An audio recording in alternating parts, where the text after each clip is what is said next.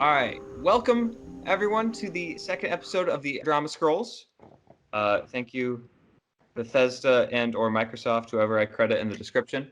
And I will now hand off this one-act play, to Seamus, our narrator.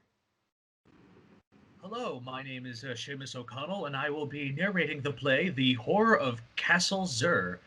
If our lovely cast of actors could introduce themselves. Hi everybody, my name is Wayne Murphy Jr. and I'll be playing Clavities. Hello, my name is Pandora Q and I'll be playing Anara.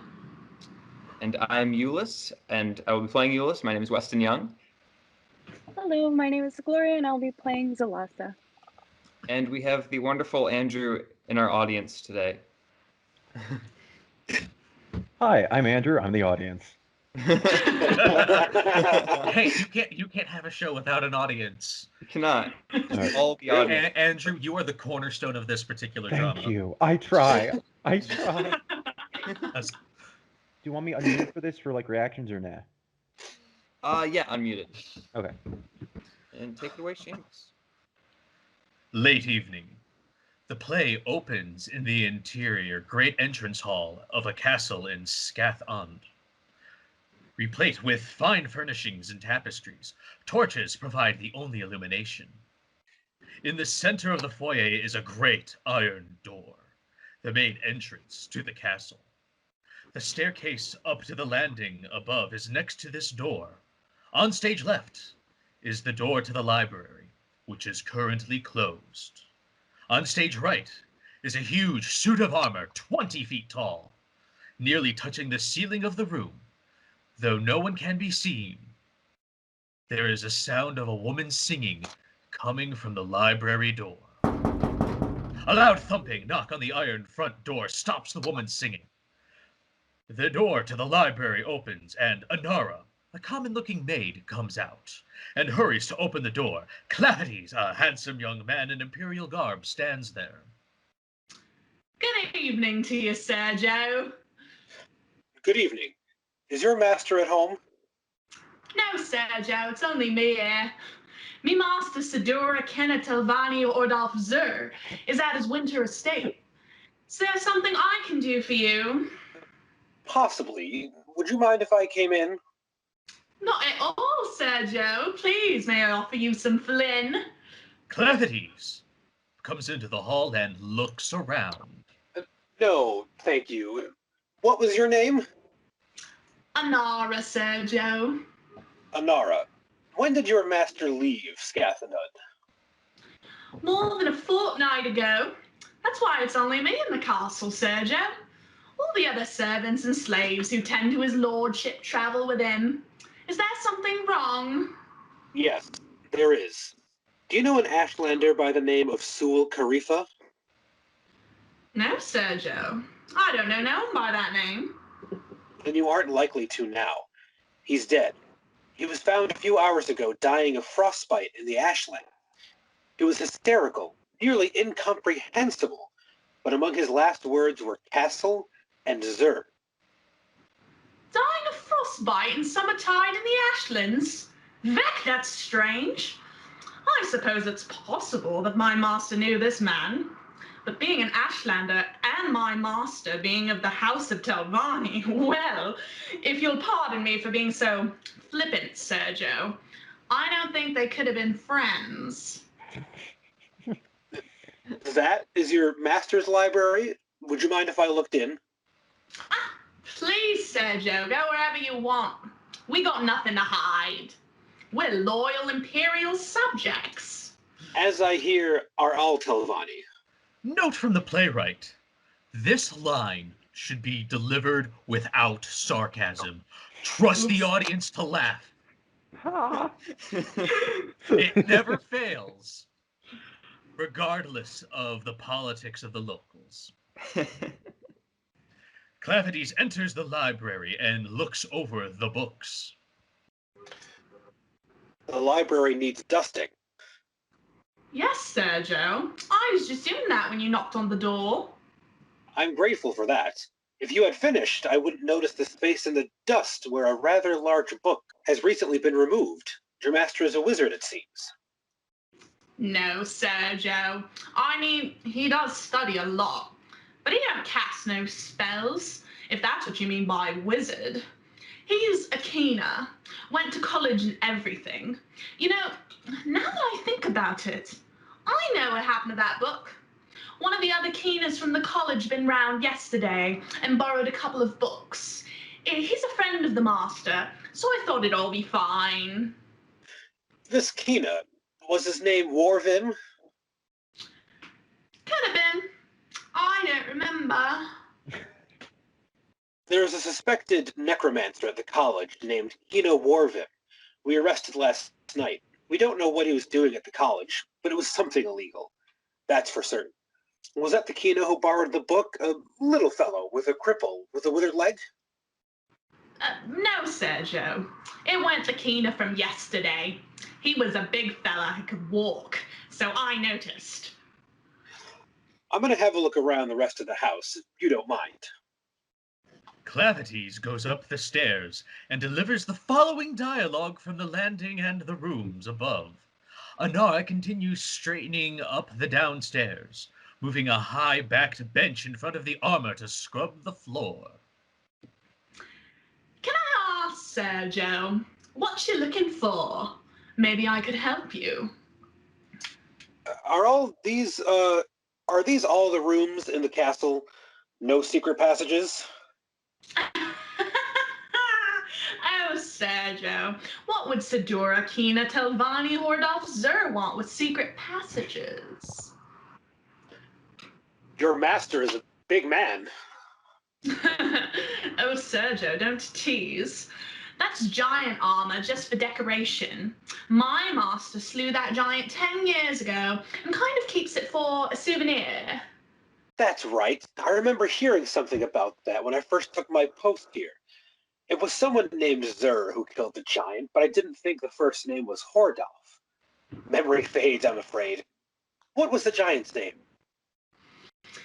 I'm afraid I don't remember, Sergio. I do. It was Torfang. I go out on Torfang's shield. I don't understand, Sergio. Torfang shield?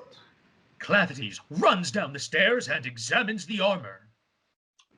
Sul Kharifa said something about getting out of Torfang's shield. I thought he was just raving, out of his mind. But he ain't got a shield, Sergio. Clavities pushes the high-backed bench out of the way, revealing a large mounted shield at the base of the armor. Yes, he does. You covered it up with that bench. I didn't do it on purpose, Sergio. I was just cleaning. I see that armor every day, Sergio, and I swear, I ain't never noticed that shield before. It's fine, Anara. I believe you. Clavities pushes on the shield and pulls back to reveal a tunnel down. It appears that Sidora Kena Telvani Hordolf-Xyr does have a need for a secret passage. Could you get me a torch? I ain't never seen that before. Anara takes a torch from the wall and hands it to Clavities. Clavities enters the tunnel. Wait here. Anara watches Clavities disappear down the tunnel.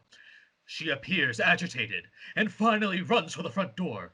When she opens it, Ullis, an Argonian lieutenant in the Imperial Guard, is standing at the entrance. She screams.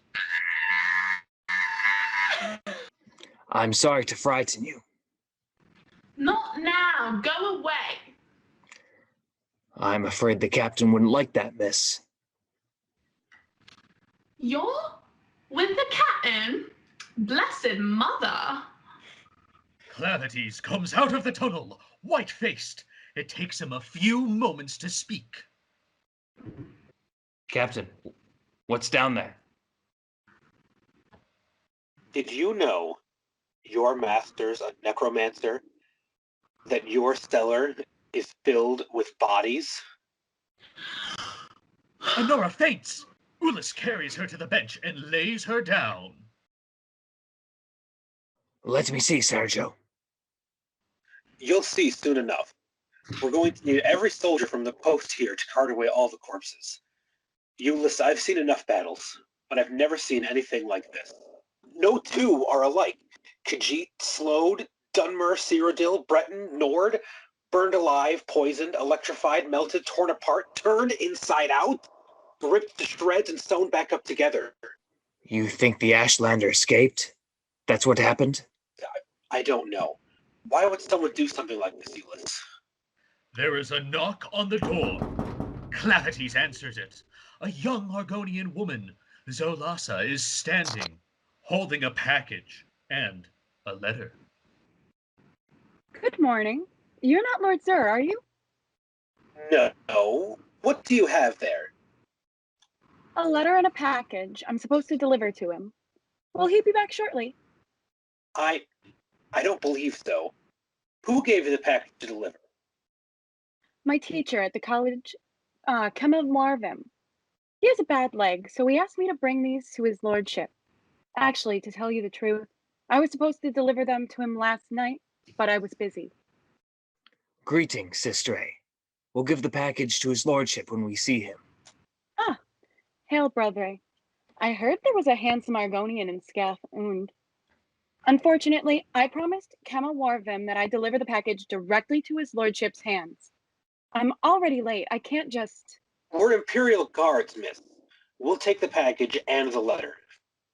Zollassa reluctantly hands Clavities the letter and the package.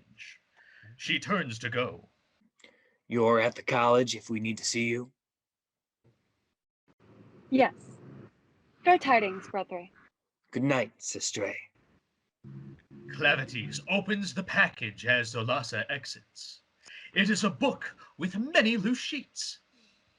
It appears we found the missing book, delivered to our very hands. Clavities begins to read the book silently to himself. Another Argonian in Scathanud, and a pretty one at that. I hope we weren't too rude to her. I'm tired of all these women with their smooth, wet skin. It would be wonderful if we could meet when I'm off duty. While Ullis talks, he opens the letter and reads it. She looks like she's from the south, like me. You know, Argonians from northern Blackmarsh are much less. Ullis continues reading, transfixed by the letter. Clavities skips to the back of the book and reads the last sentences. In Black Ink, the Khajiit male showed surprisingly little fortitude to a simple lightning spell, but I've had interesting physiological results with a medium-level acid spell cast slowly over several days. In red ink, on the margins, yes, I see. Was the acid spell cast uniformly over the entire body of the subject? In Black Ink, the Nord female was subjected to 16 hours of a frost spell, which eventually crystallized her into a state of suspended animation, from which she eventually expired. Not so the Nord male, nor the Ashlander male, who lapsed into their comas much earlier, but then recovered. The Ashlander then tried to escape, but I restrained him. The Nord then had an interesting chemical overreaction to a simple fire spell and expired. See the accompanying illustration. In red ink, yes, I see. The pattern of boils and lesions suggests some sort of internal incineration, perhaps caused by the combination of a short burst of flame following a longer session with frost. It's such a shame I can't come to see the experiment personally, but I compliment you on your excellent notation. And Black Ink, thank you for the suggestion about slowly poisoning my maid Anara. The dosages you suggested have had fascinating results, eroding her memory very subtly. I intend to increase it exponentially and see how long it is before she notices.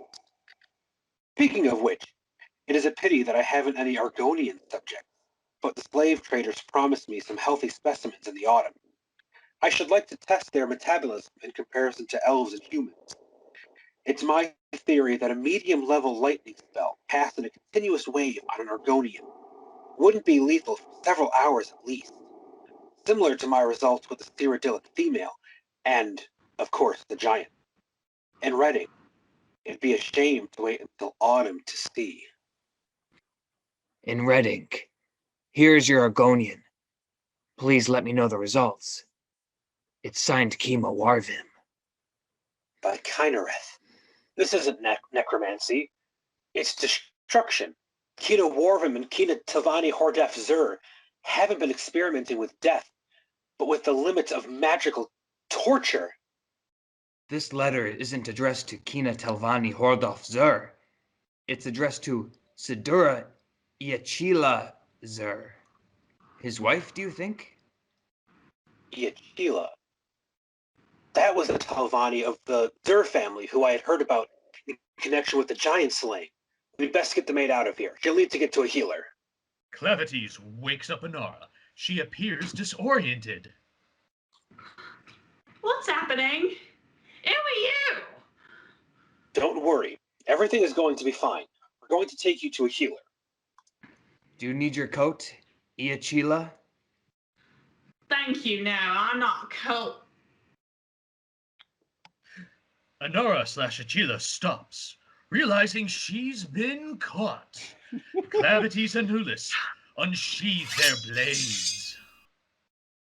You have black ink on your fingers, your ladyship. And when you saw me at the door, you thought I was the Argonian your friend Warvim sent over.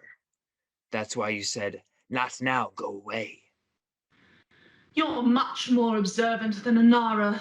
She never did understand what was happening, even when I tripled the poison spell and she expired in what I observed as considerable agony. What were you going to use on me first?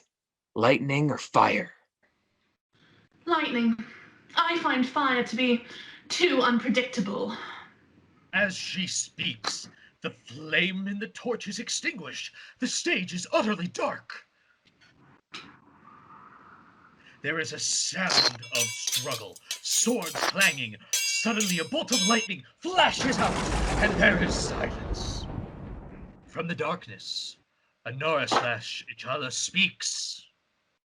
Fascinating. There are several more flashes of lightning as the curtain closes. The end. Nice.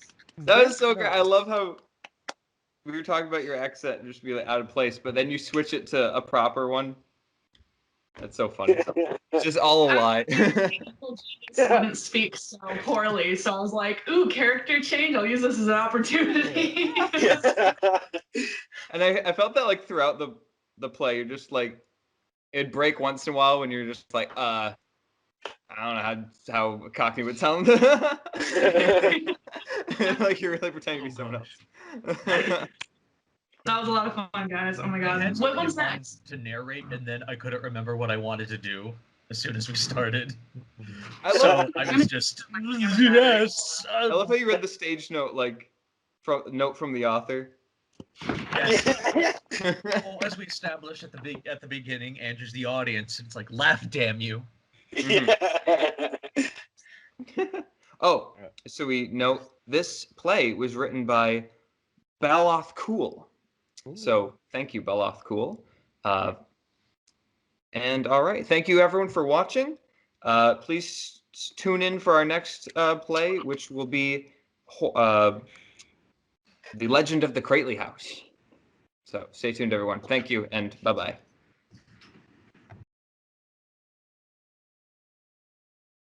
I'm grateful for that. If you had finished, I wouldn't notice the space in the dust where a rather large book has recently been removed. She screams. That was obnoxious.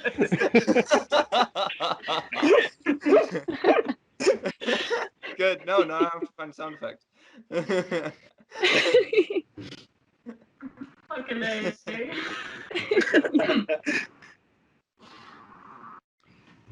Another Argonia in Scathanod, and a pretty one at that. I hope we weren't too rude to her. I'm tired of all these women with their smooth, wet skin. It would be wonderful if we could meet when we're off duty. When I'm off duty.